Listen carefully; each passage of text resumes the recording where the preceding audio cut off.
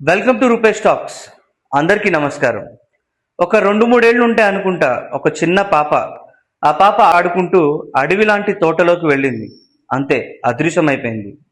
వెంటనే 150 మంది పోలీసులు, డ్రోన్స్, అలానే స్నిఫర్ డాగ్స్, వీటన్నిటితోటి పాటు గ్రామస్తులు కూడా 7 రోజుల పాటు వెతకడం మొదలుపెట్టారు. నిర్విఘ్నంగా వెతుకుతున్నప్పటికీ ఈ రోజు వరకు ఆ పాప జాడ తెలియలేదు. కానీ ఈ స్టోరీలో చాలా ట్విస్ట్ ఉన్నాయి. ఆ పాప మిస్ అయిన 4 రోజులకి ఆ పాపతో పాటు మిస్ అయిన డాగ్, ఒక కుక్క మాత్రం వెనక్కి తిరిగి వచ్చింది.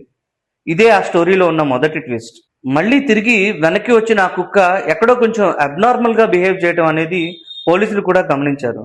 ఆ కుక్క మళ్ళీ అడవిలోకి పరిగెత్తబోతుంటే పోలీసులు దాన్ని పట్టుకొని హైదరాబాద్ నుంచి ఒక జీపీఎస్ ట్రాకర్ అనే దాన్ని ఆర్డర్ చేసి ఆ కుక్క మెడకి కట్టడం జరిగింది. ఇక్కడ మళ్ళీ ఇంకొక ట్విస్ట్. ఆ కుక్క వెళ్ళిన రూట్లో వెతికితే సరిపోతుంది, ఖచ్చితంగా జాహ్నవి దొరుకుతుంది అనేది పోలీసులు కూడా అనుకున్నారు. కానీ ఇక్కడ మళ్ళీ పోలీసులకు ఇంకొక షాక్. ఆ కుక్క కూడా 3 రోజుల తర్వాత చనిపోయింది. ఆంధ్రప్రదేశ్లో సంచలనం సృష్టిస్తున్న ఈ జాహ్నవి మిస్సింగ్ కేస్ అసలు మిస్టరీ ఏంటి? ఆ తోటలో అసలు ఏం జరిగింది? అసలు ఈ కుక్క కథ ఏంటి? తెలుసుకోవాలనుకుంటే వెళదాం పదండి మన ఎపిసోడ్లోకి. ఈ ఘోరమైన ఘటన కాకినాడ జిల్లాలో తుని మండలంలో సిహెచ్ అగ్రహారం అనే ఒక గ్రామంలో జరిగింది.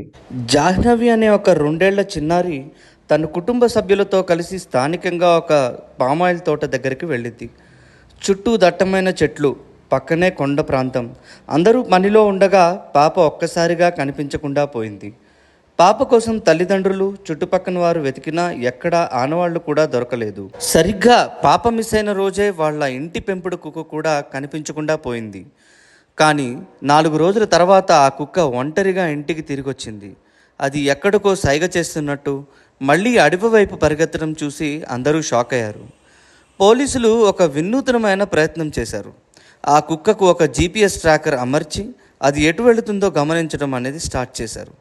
ఆ కుక్క పాప ఉన్న చోటుకే పోలీసులను తీసుకువెళుతుంది అని పోలీసులు, గ్రామస్తులు బలంగా నమ్మారు. అన్వేషణ జరుగుతున్న సమయంలో పక్కనే ఉన్న ఒక దట్టమైన కొండలపై నుంచి ఒక చిన్న పిల్ల ఏడుస్తున్న శబ్దాలు వినిపించాయని కొంతమంది స్థానికులు చెప్పడంతో దీనితో సెర్చ్ ఆపరేషన్ను మొత్తం ఆ కొండ ప్రాంతం వైపు మళ్లించారు. పాపను కాపాడుకోవడానికి పోలీసులు, ఫారెస్ట్ డిపార్ట్మెంట్ మరియు ఎస్డీఆర్ఎఫ్ విపత్తు రెస్క్యూ టీం రంగంలోకి దిగాయి.